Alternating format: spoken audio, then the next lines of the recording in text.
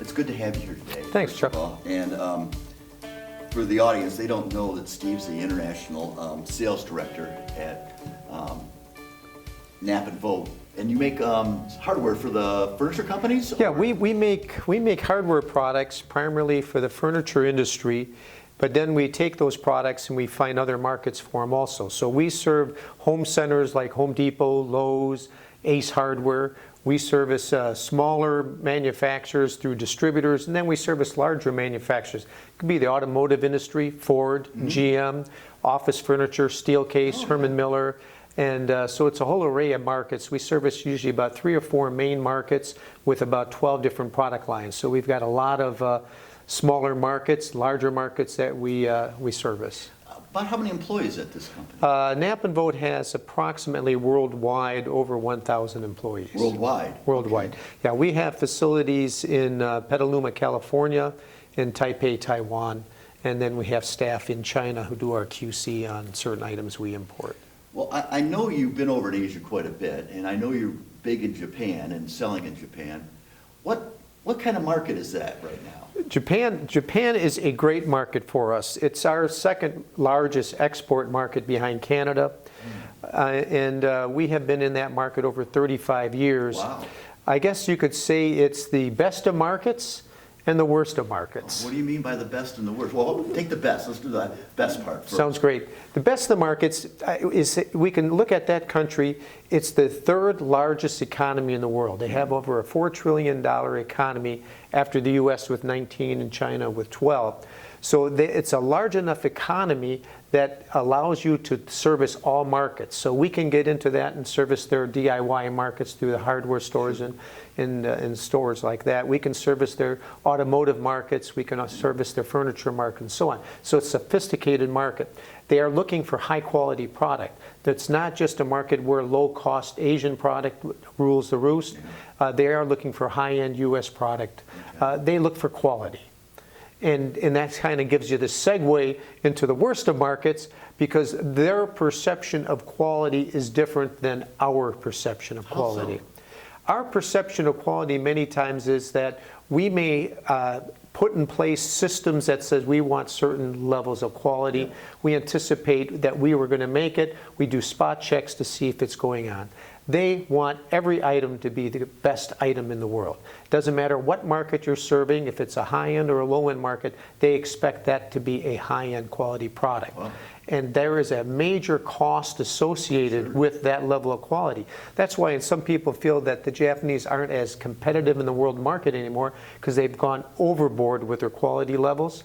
And so we try to find that balance, and there's a little bit of difference between what our company perceives as acceptable quality and what our Japanese customers perceive as acceptable quality. And I'm kind of in the middle. So my job is like an hourglass. You flip it over and you have the Japanese telling us what their requirements are. Sure. And it kind of gets lost in our company, and then I have to try to interpret it, flip it over again, and take our position and explain to them where we're going.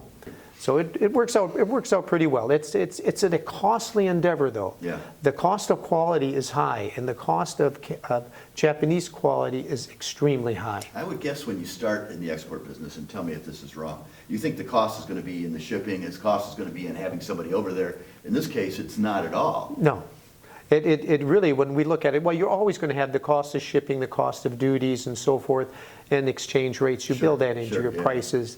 But you never take into consideration that you're going to spend maybe 2 hours a day, or someone in your company is going to spend 2 hours a day evaluating some quality concerns.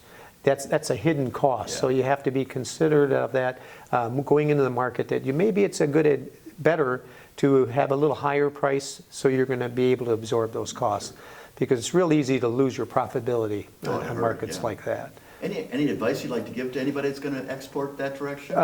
It's interesting. for us, it was a long struggle to get into Japan. I guess it comes down to it's always in international. It's the personal relationships that you have and the trust that they have in you, and that's most important for the Japanese customer to gain your trust. Yeah. You trust them and they trust you, because that's the way it works. And because when we started, it's an interesting story. We lost their trust. We came out with a product line that here in the States was very acceptable, met the market needs, and was considered a high-end product. We sent that to Japan, and of course it just didn't meet their standards, and they returned all product to us. Wow. And I was pretty much shunned from their offices for about 3 or 4 years. And fortunately, we came up with a new product line also. They came and visited us. They said, yes, it's good, and asked us to come to Tokyo to make a presentation, which we did. And of course, their salesmen were really against us, because they had lost face with our product in front of their customers. And when I got there, I was supposed to be at a 9 or 10 o'clock meeting. By 11 o'clock, I was still sitting there. They were telling me a message, and it was real interesting. I was waiting, and this elderly gentleman came in, sitting down, and I had a book of Michigan lighthouses. Always brought a gift along, and so he just sat down next to me, and I started showing him the book, and he started asking questions. Then he pointed to the wall with a picture on the wall, and he said he had painted it. And I thought maybe it was just an elderly person working the company. Turns out it was the father of the president of the company.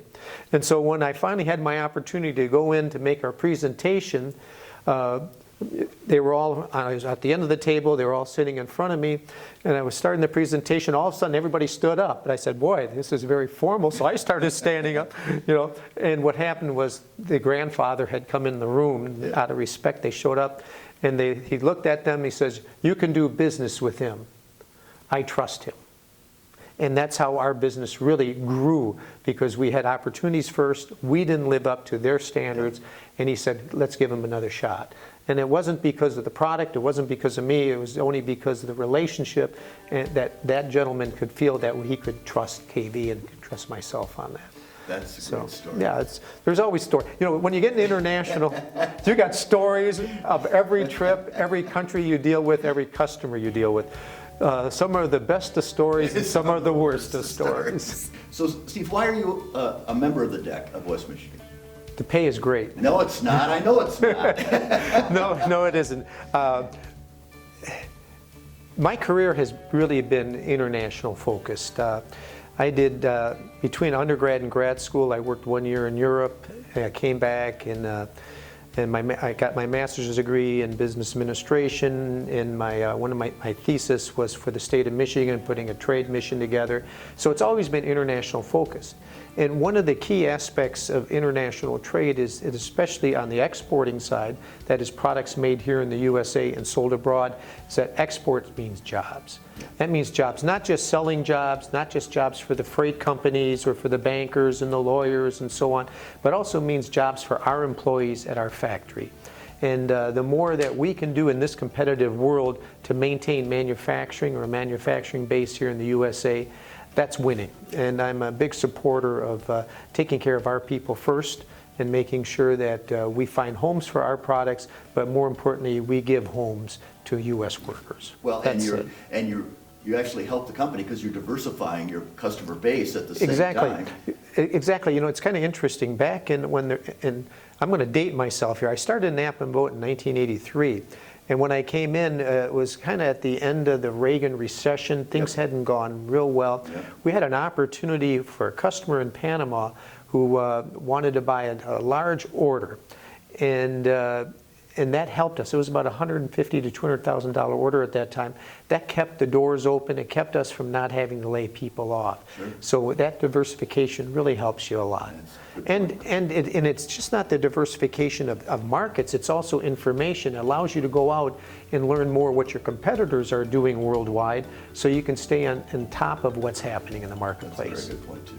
Thank you, Steve. Oh, thank you.